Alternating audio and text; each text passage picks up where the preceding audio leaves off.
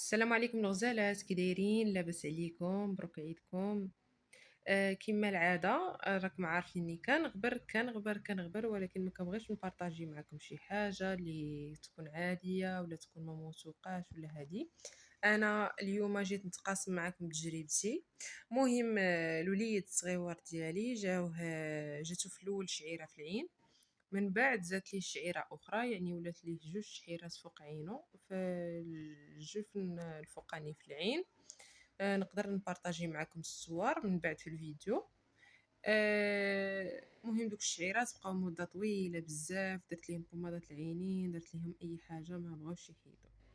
من بعد ديتو عند الطبيب، عطاني واحد الدواء الصراحه، وعطاني واحد الطريقه اللي نقدر نبقى نابليكيها ليه. ولقيت واحد السر، حتى هو كنظن هو اللي نفع بزاف، هو اللي ساعدني بزاف على انه تحيد ديك الشعيره. شعيره العين ولا شالازيون، كيقول لها شالازيون اطباء. ممكن هي معروفه عندنا الشعيره، جربت 7 شعيرات، جربت يدوز عليهم شي واحد، جربت كاع الطرق التقليديه، درت الفلوس، درت الذهب على العين، ما خليت ما جربت. ولكن الحاجه اللي نفعتني غنتقاسمها معكم في الفيديو. تبعوني الاخير حيث هي عبر مراحل. مهم، اول حاجه كما كتشوفوا معايا هاد الدواء راه ما كيتعداش الثمن ديالو، على ما اظن وقيله 40 درهم. نشوف واش كاتبين فيه الثمن، ما باليش الصراحه، هنايا كيكون في الكرتونه. مهم في الطوطال ديالهم بجوج، المجموع ديالهم بجوج، 40 درهم.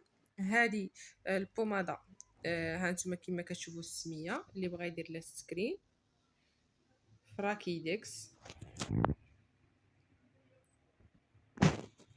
فوالا انا نحاول نوضح لكم الصوره.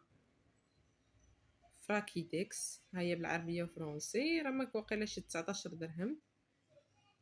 وبالنسبه لهاد التقطيره حتى هي ديال فراكيدكس، حتى هي نفس الشيء 19 درهم فاصله. كما قلت لكم المجموع ما كيتعداش 40 درهم.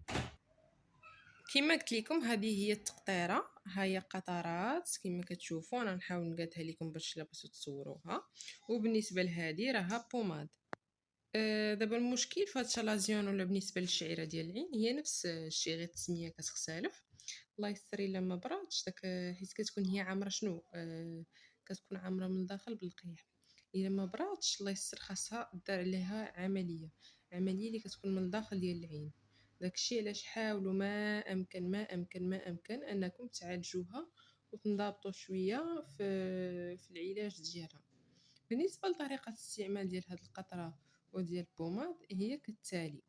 كنديروا تقطيره 3 ديال المرات في النهار، بمعدل تقطيره وحده في الوقت، يعني صباح، في الوقيته ديال الغداء تقريبا، وفي الوقيته ديال الليل. هذا بالنسبه للتقطيره. بالنسبه للبوماد، بالنسبه للبوماده كدار غير 2 مرات في النهار، مره في الصباح ومره في الليل.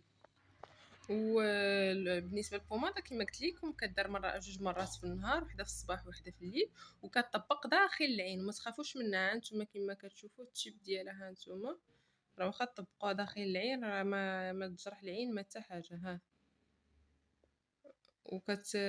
كتابليكا بسهوله، كنقدروا نديروها في العين بسهوله، كدي واحد المده طويله. كما قلت لكم هذه هي الطريقه الاولى اللي كنت كندير البوماده. وبالنسبه للحاجه الثانيه اللي انصحني بها الطبيب، زعما بعيدا على هاد الدواء، قال لي استعملي الدواء، هي الكمادات ديال المدافي. بالنسبه للكمادات ديال المدافي كنت، قال لي شري هاد الكوتون ديسك كما كتشوفوا. هاد الكوتون ديسك انا نوريه لكم من الداخل. اغلبيه ديال الناس كيعرفوه كيستعملوه كمزيل للمكياج وهذه، ولكن بالنسبه للناس اللي ما كيعرفوش، ها هو قطن كيكون على شكل دائري، كيتباع في سميتو عند مالين المكياج 10 دراهم حتى 13 درهم. ها هو اللي ما عندوش يقدر يستعمل غير الثوب ديال القطن، يكون نقي، ما يكونش من الاحسن ما يكونش مصبوغ، يعني ما يكونش فيه الالوان، يكون بيض، ويدفي الماء، ونبقاو نديروا الكمادات على العين. بالنسبه للكمادات يكون المدافي كما قلت لكم، و كتحط المدافي وكتدير داك الكوطون ديسك هذا كنديروه في المدافي، وكنبقاو نابليكيو على العين. الطريقه كيفاش كتابليكي على العين، نحاولوا ما تضغطوش على العين بزاف. كنجيو على فوق ديك الشعيره، كتجي فوق الشعيره وكتبقى كتابليكي على العين وكتجر بحال هكذا، يعني كتجر داك الشعيره لجهه الشفار. وإلا كانت عاوتاني في الجفن السفلي ديال العين كنطلعوها لجهه الشفار. علاش؟ حيت ديك الشعيره هي عباره عن غده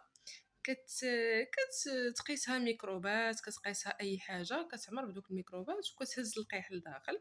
ديك الغده كتسد، ما كتلقاش منين كتنفس وكيتجمع القيح لداخل.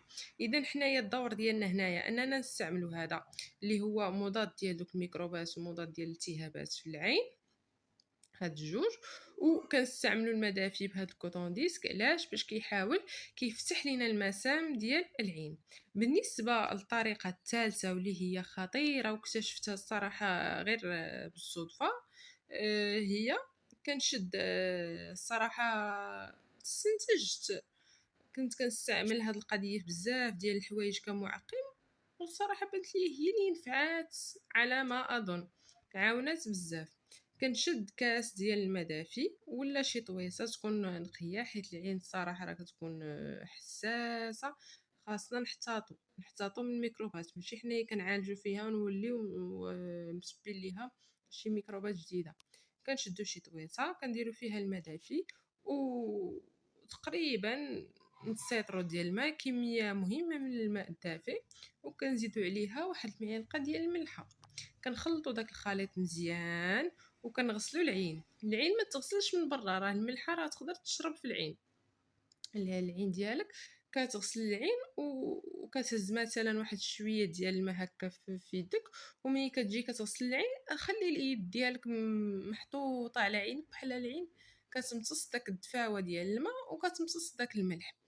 هاد الشيء كيدار يوميا، وانا جربت هاد الطرق كاملين على مدار تقريبا واحد الاسبوع. كندير تريتمون ديال الدواء، كندير الكمادات ديال المدافي حيت الوليد ما كيبغيش، كنخليه حتى الليل حتى كينعس كندير ليه الكماده ديال المدافي بالليل. والصباح وقت الغداء كنغسل له عينو قبل ما نابليكي ليه الدواء بالماء والملح.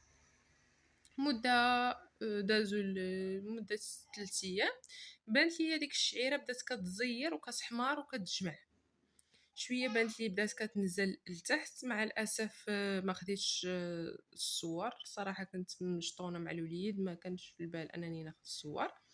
شويه كيبدا داك الحبوبه هي في الاول كتكون مكوره عاديه، شويه كتبان لك بدات كتنزل لتحت وبدات كدير الراس. صافي بقات هكا كتزير حتى طرطقات. وما نقولش لكم شنو كانت جامعه داك القيح صفر وثقيل ثقيل ثقيل داير بحال الجبن ثقيل.